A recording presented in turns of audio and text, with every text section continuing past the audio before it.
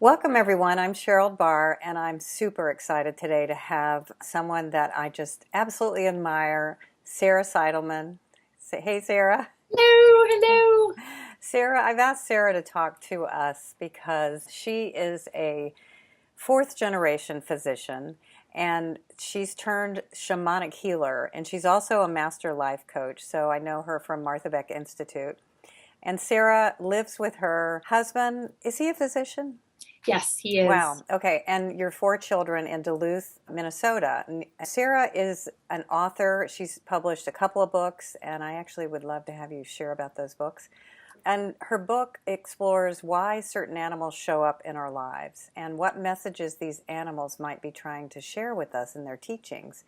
And Sarah loves to inspire humans to connect with the message of the beasties, and so that we can live courageously and enthusiastically. And I asked Sarah here today because I have a healthcare background. I'm married to a physician. I'm also very interested in shamanic work. I've worked with Sarah, actually, to do a shamanic session. And I'm really interested and want to share with you all a little bit more about this because I think it's very fascinating that you went from traditional medicine to more of this, what would you call it, sacred medicine? There goes my meditation bells. Whoops. Oh, Excuse me. it's okay. It's okay. Yeah, sacred medicine. That's a good way to term it. When, of course, I, for some reason, can't turn this off. That's okay. Just turn Little that sound down. technical difficulties. That's good that Um, you're meditating. yeah, I was meditating when I was prepping for this. Yeah, sacred medicine is a wonderful term. My sort of pull to this, I think, began a long time ago when I was a medical student on the wards. One of the first rotations I had a very sick young mom who was essentially getting treated for metastatic breast cancer with a treatment that we no longer use that was fairly barbaric, a bone marrow transplant Wow. protocol that was eventually stopped because we realized it was harming more people than it was helping. But as I stood at her bedside, I remember just being struck with this idea that we were trying to help her in this mechanical way, which is really what a lot of our current medicine is mechanistic model. But I was unable to really address what was going on for her spiritually, and I could feel that that was the major problem, that she was Oh. really teetering on the edge of life and death. And she eventually did die. And I remember just feeling so inadequate and so unequipped, Hmm. ill-equipped to help her with the training that I had, and thinking at the time, I was like 24 years old, and I thought, oh my God, I either need to quit and like go get tons of therapy or find out how to help people in this way that I can feel needs to be done. Hmm. But I was like, I don't see it. I don't see that. I don't know how I'm supposed to do that. So instead, I kind of took a left turn and I ended up going into pathology. And pathology is really a very scientific, something that's very tangible, something that it actually helped me to avoid, really dealing with patients and their suffering. Looking Oh. back, I think that was something that was just overwhelming to me. Hmm. And it wasn't until years later, I had four kids and had been in practice for a while. And I started getting this feeling when I was sitting in, again, breast cancer conference. So I think women and medicine and illness really is a big focus for me. And I remember just thinking, wow, we are all over these details of the tumor and the chemo and the antibodies and all this stuff. But when I would hear the nurses talk about the patients, they had a lot of things going on in their lives sometimes too, like one patient, I remember didn't have any social support, nobody to take her to chemo, Oh. nobody even to check in on her and see how she was Ooh. doing. And I remember thinking, well, even if we give her all the medicine in the world, like how, or what if we could have intervened 5, 10 years ago and circled the wagons around this person and just like really supported her? Would she still be sick now? I mean, it began to, I just started to wonder, like, were we, not that medicine isn't fantastic and we've done amazing, incredible things, but I personally started to get curious about how do we create health in people? And I got less interested in the business of identifying disease, which of course, that's what pathologists do. And it's a wonderful thing. We need to be able to do that. Yeah. And over time, I just felt so discombobulated by this desire. And then yet my job was completely not that. I eventually hired a coach, and getting life coached really changed my life in the sense that I started to create room for exploring what I was interested in.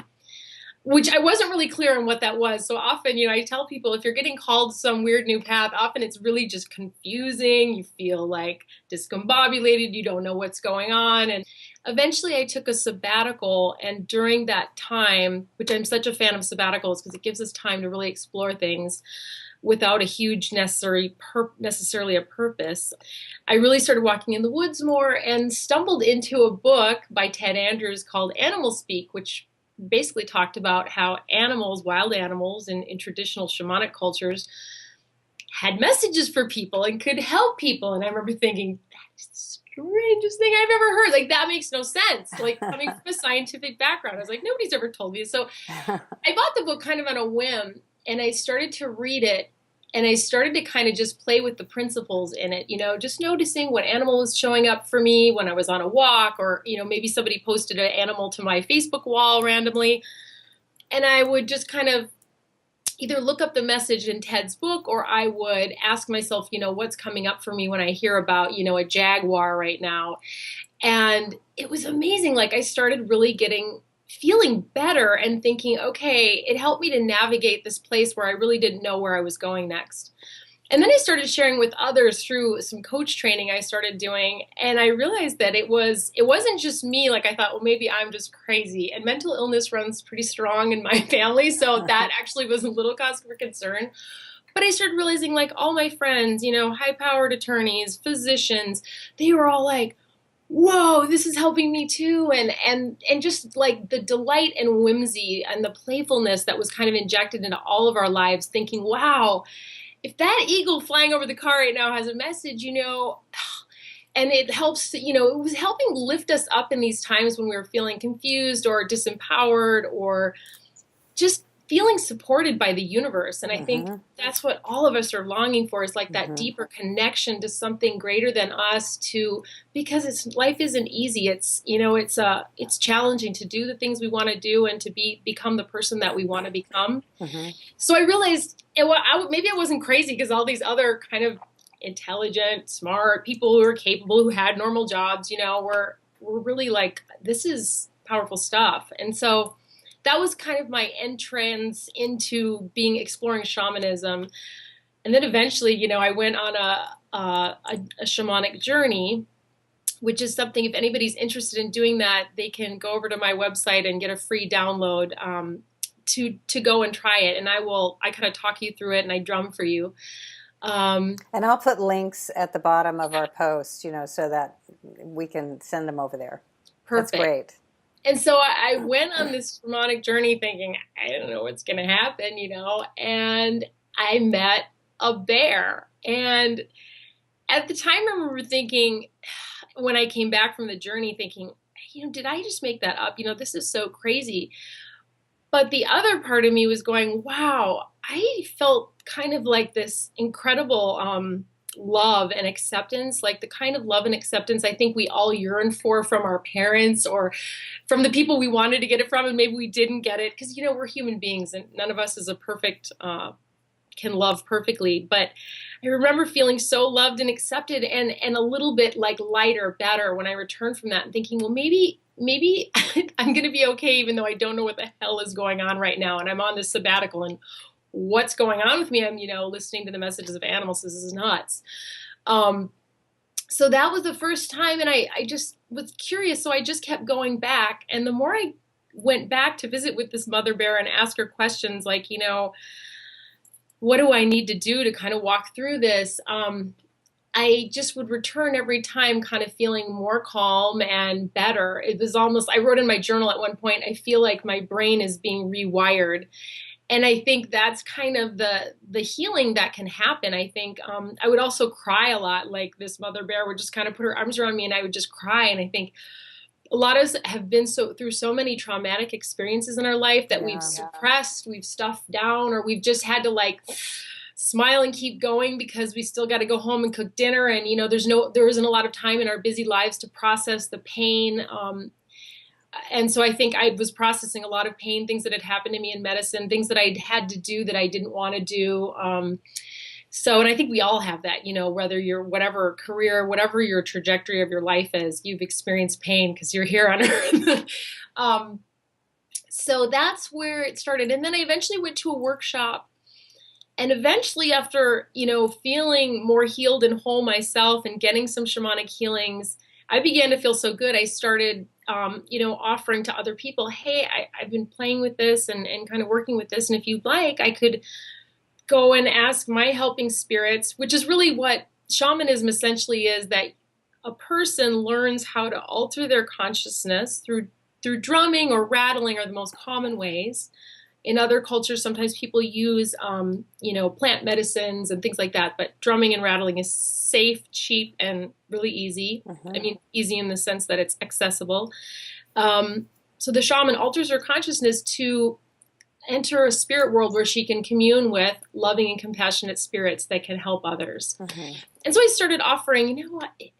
If I had like a book, one of my editors, somebody who's helping me design a book, she was like, yeah, I've got this thing. And I'm like, well, would you like me to go on a journey? And I could ask the spirits to help you. And she was like, sure. And, things happened that, I couldn't explain, that were very mysterious. People experienced feeling better or feeling insights and, feeling encouraged to go on with their life. So I was like, there's something to this, and eventually I, just committed my whole life to it because I absolutely love it. And I love teaching people how to journey so that they can use it as a tool for their own life to work with their own spirits. And also I do healing where, not everybody feels called to do that or feels strong enough to do that. And so then I do shamanic healing with those clients. So, the shaman really was the person that in traditional shamanic cultures that you would go to, if you had heartache, if you had fear, if you had physical illness too, so I do see kind of a variety of clients. I tend to see more people with things that tend to be like, would be in the DSM category. So mental health things, anxiety. DSM is the coding the doctors use for getting reimbursed. Yes, the DSM-4 diagnostic guide. I think or is it the 5 now? I don't even know. They keep updating that thing. But, feeling or simply feeling, unclear. Or sometimes people have had somebody that they've lost in their life. And ever since that person, they've lost that person or that person died, they don't quite feel like themselves. They haven't felt like themselves. So there's a lot of different reasons a person might go see a shamanic healer. Mm-hmm. And, you've talked about, I just had forgotten that I had a shamanic journey back when I was doing an appreciative inquiry training. Diana Whitney studied with Lakota medicine people. I would say, for lack of a better word, teacher-mentor. It's a really powerful, the drumming does something with doesn't it alter our theta or some sort of brain waves to go down into this, and you find a safe space, and then you sort of go on a journey, and then you come back. Yeah, it alters our brainwaves so they go into what's known as a theta brainwave state, which is really where we are when we're dreaming. Mm-hmm. So it kind of, people describe it as a light trance or, when I read about it before I ever did it, I was like, oh, it sounds scary, like you're altering your consciousness. But really, it's sort of almost like a very deep meditation. You're right there. It's like a visualization And it has a lot of health benefits. They've shown that, just like meditation, obviously, when our bodies just completely let go and we completely go into a deeply peaceful state, you can imagine that's beneficial. But they have shown, too, that our immunoglobulins, spike up after we've gotten back from a journey. They elevate, so our immune system benefits. So they've done research then on this. Like meditation. Michael Harner's wife, Sandra Harner, did a study showing that. And, the reason these tools have been around for 50,000 plus years is that they work, The other thing I love about them is that they're free. There's something that we can teach person to person to person.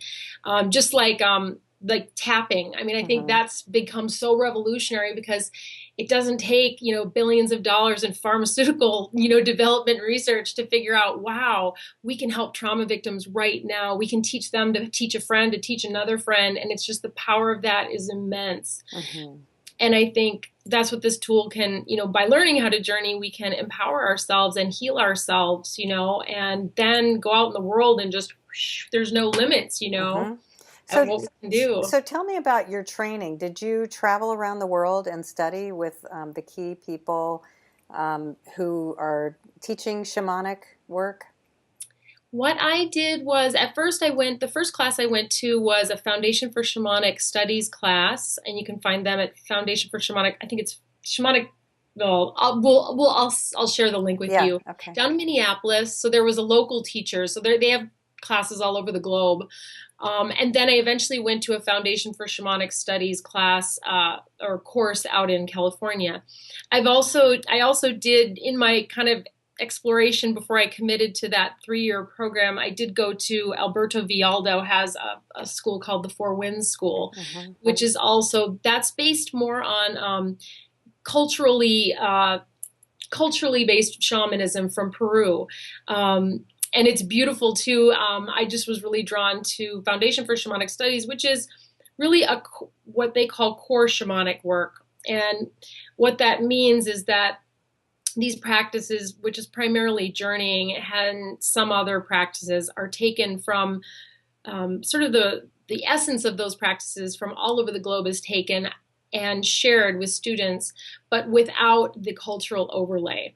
So, it's like if you watched a film of somebody in South Africa doing a soul retrieval and somebody doing a soul retrieval in Brazil and somebody doing one in Norway, because there are shamanic practices globally that come from those cultures, they would all look differently. But at its essence, it is the same. That person who lost part of their soul or their personal power is having that, brought back to them so that they can be effective in their life again. Yeah, so sometimes, like in the case of me, when my son had life-threatening illness, you had said a part of my soul left, and it was probably unbearable, although I did a lot of work with, since I'm in Byron Katie's Institute, and was in a class, one of the most challenging classes in the Institute, and I stayed in, and it just allowed me to sort of break through more, have a more of an awakening experience during the most difficult, my worst fear, going through it. So you worked with me, which it never occurred to me that might have happened. So you brought that back. And I think is that what happens sometimes? Things become overwhelming and a part of our soul will leave, and bringing that back brings our power back. How would you describe it? So we'll just talk about like the soul is sort of like when we come to this planet or we are conceived, you might imagine our soul being like this golden ball of light and it's whole. And then over time, it can happen in utero, it can happen, at any point in our life. We have traumas, so that's one way we can lose it. For example, like a car accident would be a classic example. You get rear-ended out of nowhere, and in that split second, in that moment, it's so frightening and terrifying that part of your soul splits off and nothing happens to it. It just remains inert, wherever that incident occurred. The problem is what happens is after we've had several traumatic incidents, and some people have many, we lose so many soul parts that we begin to feel really disempowered. We can feel depressed. We can just kind of feel not who we really are anymore. We're like, you'll hear people say things like, I just don't feel like myself anymore after these things happened.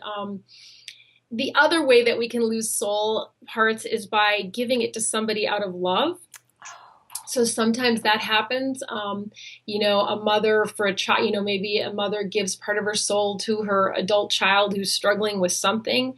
And that really doesn't function in that person. But, out of confusion and out of love and overwhelming compassion, we give part of ourselves away. Or sometimes we give it away as part of a contract. Like we want to make this marriage work when we decide to get married. So we set aside part of ourselves. We lay down like the wild part of us or the part of us that really wants to be, I've had this with women a couple times where, the part of us who's really dramatic and passionate, because we think that this person won't be pleased with that, that our partnership can't work. Yeah. So anyway, so the soul retrieval process, if that's what the spirits are recommending for somebody, the spirits will show, the soul parts, and usually it comes back symbolically. So as a beautiful kind of flower or some kind of a tree or something in nature like a sunrise. I mean, it's just the soul is so beautiful that it's just spectacular, like the way it will come back.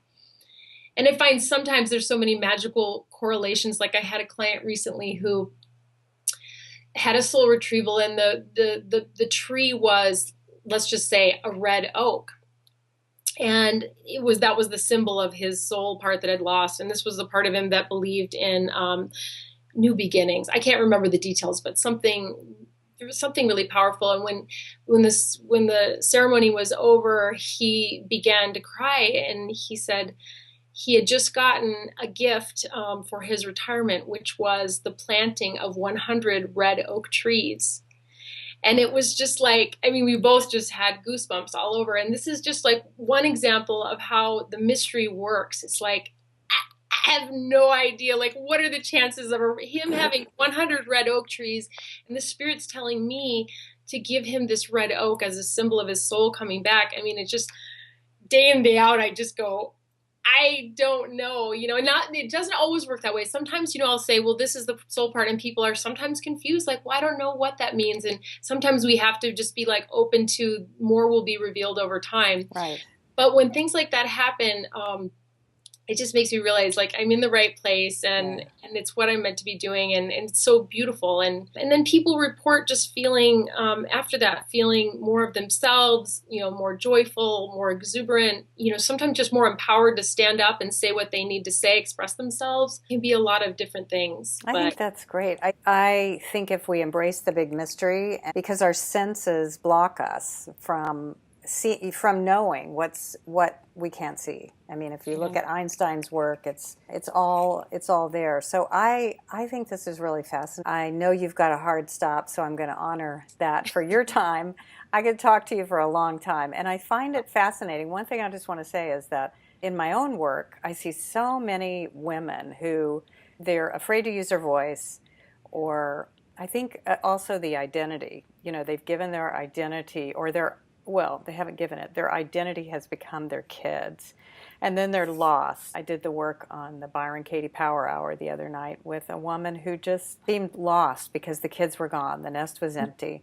And it was fascinating. So I think women especially could benefit from this. And really anybody can. And it's just being open to things we can't see, and that we know that there's more power out there spiritually than we can put our hands on. Yeah. And we all just long to serve. I think when moms, when their kids move out of the house, sometimes it's just that strong desire to be useful is suddenly, we can't be useful in the way we used to. So we have to search for what is that. Yeah. And I think that's a beautiful search. Yeah. And I think ultimately we all want to feel like we came down in this lifetime to help and use our gifts and talents. And there's a lot of fear around using our gifts and talents. I see that. That's what I work with. So I think you're doing some powerful medicine in a different way, and I just find it so fascinating that this traditional world, and now you've walked over to this more spiritual world. I just commend you, and I'm excited to see. I think you've written 2 books. Can you just tell us the names of the books, and we can go over there? I'm going to put links. What the Walrus Knows is really about how to work with animal totems and how to get messages for yourself and how to discover, like, who is your personal spirit animal or power animal, or I like to call them core beastie, because they can be things like mythological creatures like dragons and that kind of thing. Then the other one is called Born to Freak, a salty primer for irrepressible humans. And that's more funny stories from my life and principles that will really help you if you're a person that has felt like your whole life you haven't fit in. Because we're all here really to kind of bring balance to the world by expressing our talents and our uniqueness and our sometimes strangeness, or what we call strange. And so that's a kind of a book to encourage you to do that. That's fabulous. And then you're hoping to write your next one, and I can't wait to get my hands on that one too when that one gets done. So thank you so much. This is such a fabulous journey in a whole nother direction, and I think that we're seeing more and more, people who really want to connect with a deeper spiritual practice, or something's missing in their life, the meaning and the purpose. And I think these alternative things that we haven't traditionally embraced in our culture, but yet these other cultures have, and they've done it for a reason, because it works and it's powerful. It's power medicine. So I just thank you so much, and I'm just so honored to talk. Thank you, And Sherold. you're so fun, and I'll put all the links so people can contact you if they're interested in doing your free journeying or getting a session with you and getting your books. So Awesome. thanks Thank again. you. Take care. Bye. Bye.